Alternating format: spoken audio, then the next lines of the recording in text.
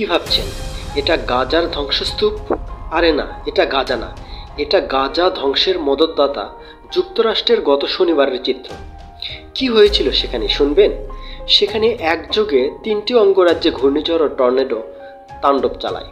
এতে করে কেন্টাকি অঙ্গরাজ্যে 18 জন, মিসৌরিতে 7 জন এবং ভার্জিনিয়াতে 2 জন মারা গেছেন। টর্নেডোতে প্রায় 5,000-এর মতো ভবন ক্ষতিগ্রস্ত হয়েছে। প্রায় 1,40,000 ঘরবাড়ি বিদ্যুৎ বিচ্ছিন্ন হয়ে পড়ে আছে।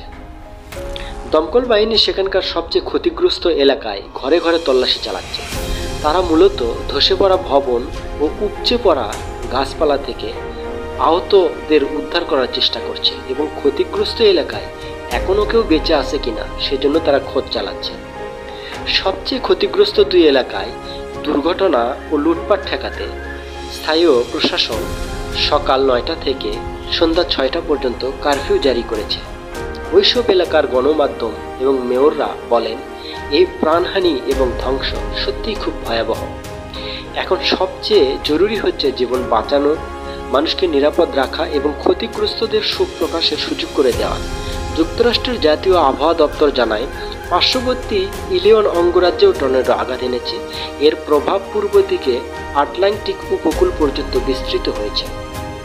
তো গাজায় যেসব ধ্বংসযজ্ঞ চালানো হচ্ছে মূলত যুক্তরাষ্ট্রের অস্ত্র এবং যুক্তরাষ্ট্রের মদদে।